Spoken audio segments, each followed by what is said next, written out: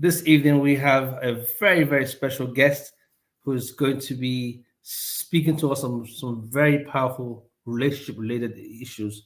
My guest today from Las Vegas is nobody else but the one and only Ebony Nicole. Hi, Ebony. How you doing?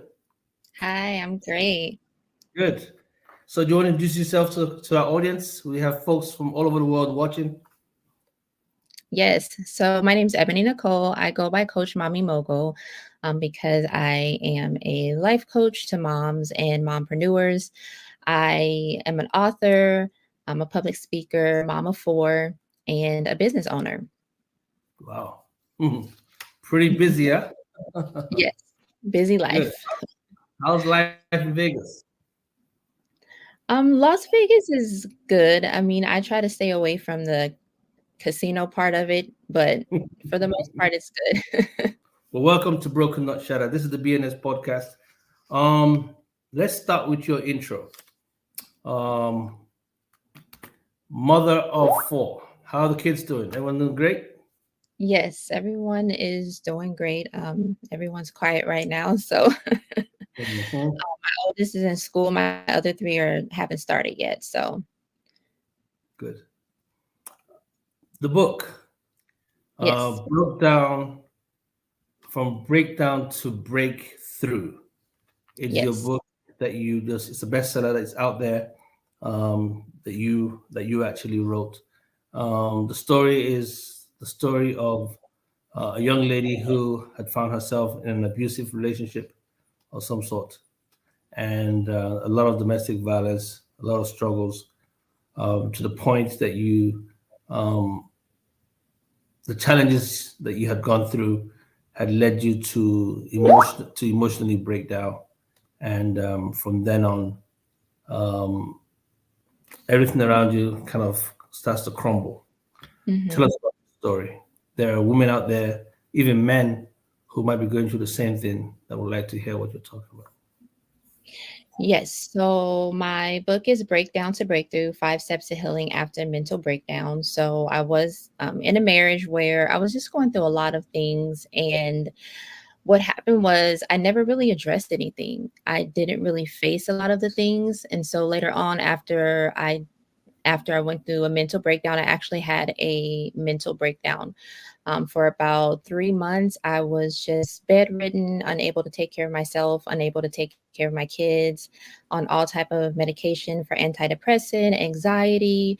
I was having panic attacks every single night, and just not able to do anything. So what led up to that though was me just being in my marriage, in an unhealthy marriage. My husband was at the time was, I want to say, more emotionally abusive than physical abuse. There was a lot of infidelity in the relationship. He began to have a drinking habit, and it was just a lot going on that I didn't address. It's like something would happen, and I would just kind of like keep going. Would taught like be strong, keep going. I would just keep going.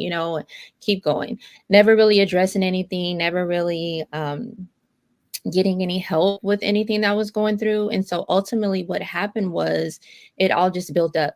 It all just built up and it just came crashing down. And one night I just found myself literally like balled up in the corner, um, feeling like I was going to die, but I didn't know I was having a panic attack. So Wow. yeah, that's how I got there. And how long that relationship last for, if you don't mind my asking? My marriage, we were married for 5 years. We were married. Yeah. We were in a relationship for 7 years, married for 5. Wow. Obviously, there's two stories to every story, two hmm sides to every story. Yes. Um, and so we're going to respect his side of the story. We'll focus on your side of the story. Sometimes most men don't know how to be fathers because they were never fathered, especially in the African American community. You see a lot Yes. of that happen. There were no father figures for them. No one took responsibility.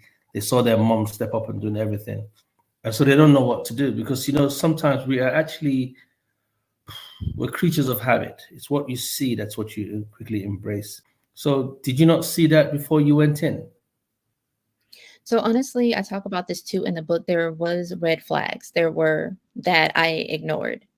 Um, there was I'm really spiritual. I have a relationship with God, and I even felt like God told me some things, and I was just like, "Oh, how could that be? He hadn't exhibited that behavior to me or done anything for me to doubt anything." And so I was just like, well, maybe I'm hearing wrong.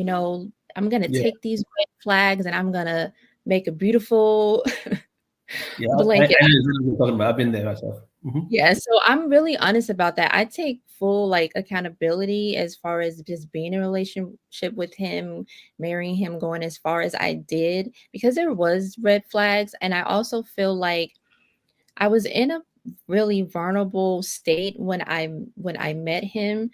When I Now that I'm able to step back and just kind of look at the entire situation, I'm looking at his mother, I'm looking at his father, I'm looking to see how they interact with him. And for sure, I believe that he is definitely, a creature from habit as far as how he saw his mother being treated by his father.